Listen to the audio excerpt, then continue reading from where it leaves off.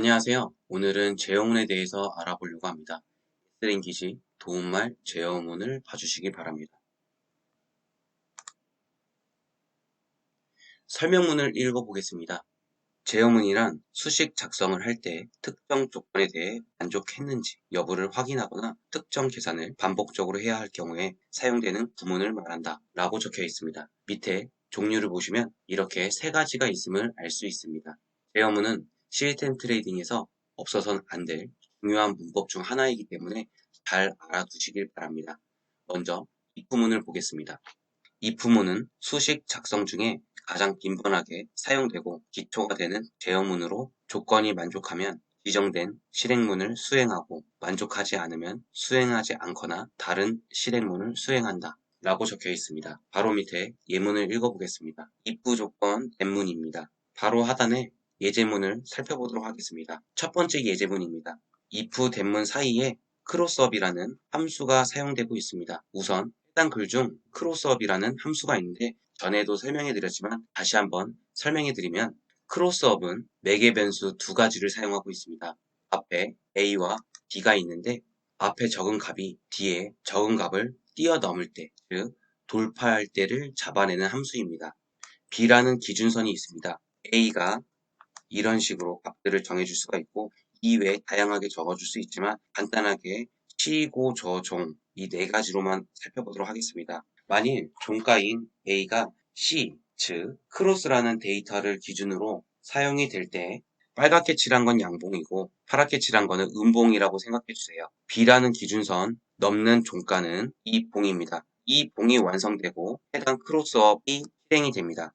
만약에 시가를 뜻하는 5, 오픈값을 기준으로 한다면은 이 세 가지 중에는 사용이 안 되겠죠. 그리고 H, 고가를 뜻합니다. 그렇다는 것은 두 번째 봉, 이 두 번째 봉, 고가가 이 비기준선을 돌파하는 이 부분을 캐치했을 때 크로스업이 실행이 됩니다. 저가인 L, 로우 값도 동일시 진행이 되지만 이 세 가지 봉에는 로우가 B를 돌파하는 구간은 없네요. 다시 예제문을 보겠습니다.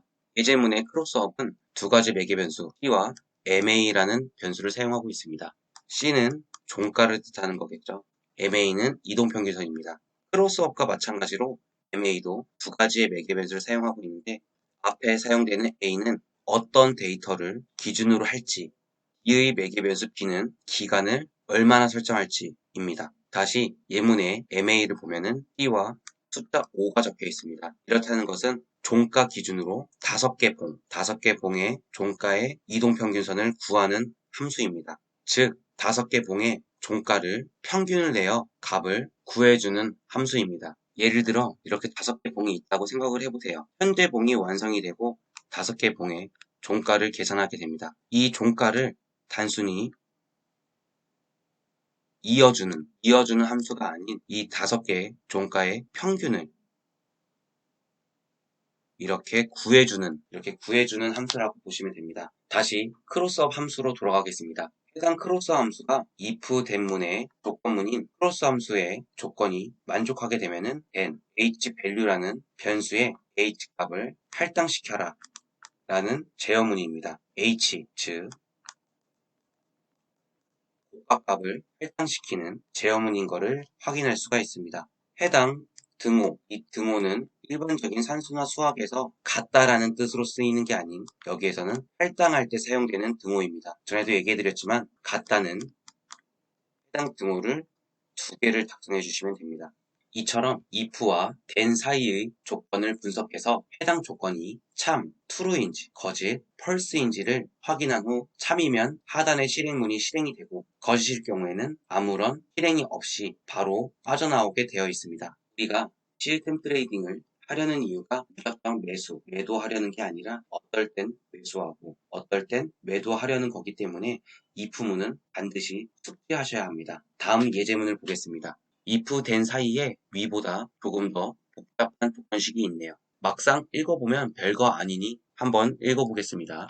우선 단어들을 읽어보시면 고가를 뜻하는 high와 저가를 뜻하는 low가 있습니다. 그리고 h value라는 변수가 있고요. 두 번째 low 뒤에 보시면은 대괄호 안에 숫자 1이 있는데 이전에 괄호 사용에 대해 설명해 드렸는데 기억나시나요? 바로 이전 봉을 참조할 때 사용하는 괄호입니다. 컴퓨터는 각 봉마다 숫자를 매겨 봉의 위치를 계산을 합니다. 방금 현재 완성된 봉을 0이라 인식하고 이전 봉은 1, 그 이전 봉은 2, 이런 식으로 컴퓨터는 인식을 하고 있습니다. 그리고 0은 생략이 가능하기 때문에 이 로우와 이 하이를 보시면은 생략이 되어 있다고 보시면 됩니다. 이제 글을 읽어보겠습니다.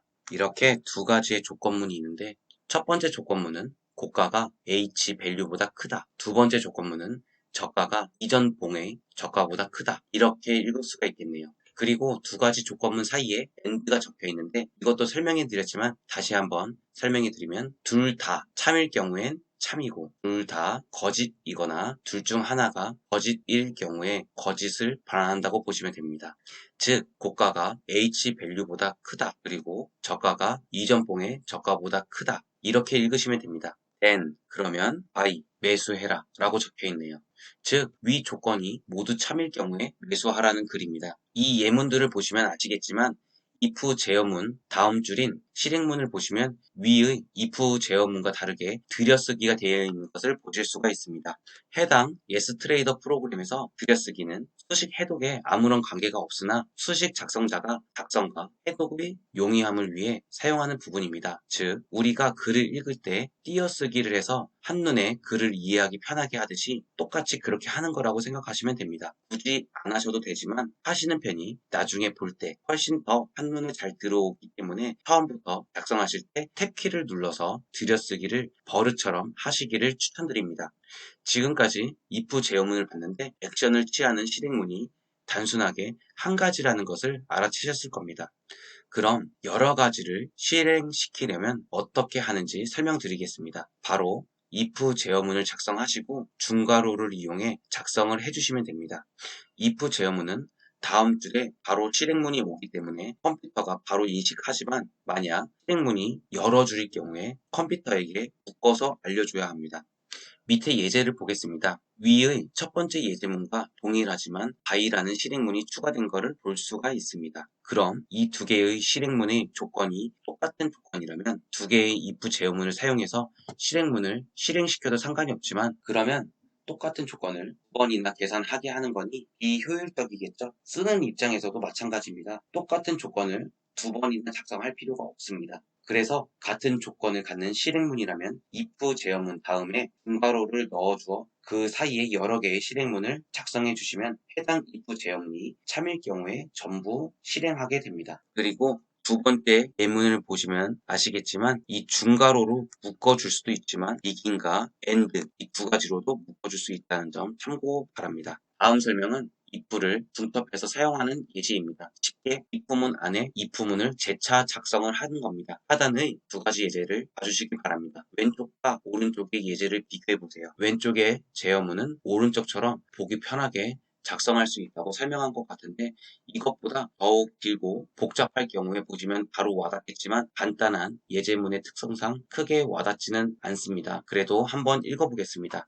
첫 번째 if문은 만일 시가가 전일 종가보다 1 이상 크고 양봉이면 매수한다. 두 번째 제어문은 만일 시가가 전일 종가보다 1 이상 크고 음봉이면 매도한다. 이렇게 해석할 수가 있겠네요. 여기서 두 가지 제어문의 첫 번째 조건인 시가가 전일 종가보다 1 이상 크다라는 조건이 둘 다 같은 걸 눈치채셨나요? 컴퓨터 입장에선 이 해당 if 제어문들이 실행되게 되면 이렇게 4번을 계산하게 됩니다. 왼쪽이 첫 번째 제어문이고 오른쪽이 두 번째 제어문이라고 생각해 보세요. 그리고 가운데 중첩된 부분이 예제의 1번과 3번에 해당하는 동일한 조건문입니다. 이 동일한 조건문을 굳이 두 번 계산할 이유가 있을까요? 이제 오른쪽 예제문을 보겠습니다. 먼저 if 제어문으로 아까 본 것 중 중첩된 조건문만 적어줬습니다. 그리고 나서 각 다른 if 제어문을 적어서 별도의 실행문이 실행되게 작성했습니다. 이렇게 하면 어떤 게 좋아질까요?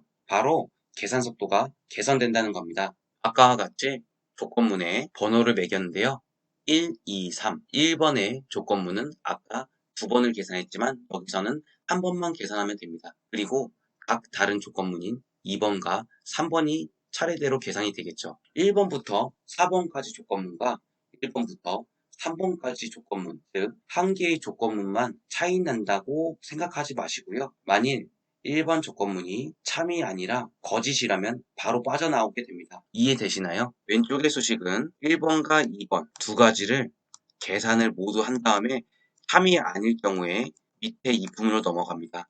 다시 3번과 4번, 3번과 4번의 조건을 또다시 계산을 한 다음에 3이 아닐 경우에는 또 빠져나갑니다. 3일 경우에도 동일하고요. 하지만 오른쪽 예제문은 1번이 3이 아닐 경우 모두 생략이 되어버리기 때문에 2번과 3번은 계산을 아예 안 하기 때문에 더욱 간편해졌다는 걸 이렇게 보시면 아실 수가 있을 겁니다. 이 예제문이 아니라 나중에 조건들이 복잡해지면은 꼭 중첩되는 조건이 있는지 확인을 하고 중첩이 가능하다면 중첩을 활용해서 작성하시기 바랍니다. 간결해지는 건 둘째이고 동일한 계산의 반복을 줄여주기 때문에 계산 시간이 단축된다는 게 가장 중요한 점입니다. 그리고 사용자가 읽기에도 한눈에 들어온다는 점도 중요한 포인트가 될 수 있겠습니다. 다음으로는 else가 추가된 if else 제어문입니다. 이 경우에는 A 아니면 B처럼 조건이 딱 나뉘어질 때 사용되는 제어문입니다. 위에서 본 중첩문의 경우에는 두 개의 조건이 아닐 경우가 있는데 else 문은 그것과 다르게 둘 중 하나는 무조건 실행시킨다고 보시면 됩니다. 이제는 하단의 예제문을 읽어보시면 바로 이해되시리라 생각됩니다. 그리고 if else 제어문은 여러 번 반복해서 실행시킬 수가 있는데 바로 밑에 보시면은 다수의 else 중첩 조건문을 보실 수가 있습니다. 이 경우에도 무조건 실행시켜야 하는 경우이지만 위의 단순한 else보다 세분화한 제어문이라고 보시면 됩니다. 오늘은 제어문 중 if 제어문에 대해서 알아봤습니다. 시스템 트레이딩의 중요한 부분이니 반드시 숙지하시길 바랍니다. 감사합니다.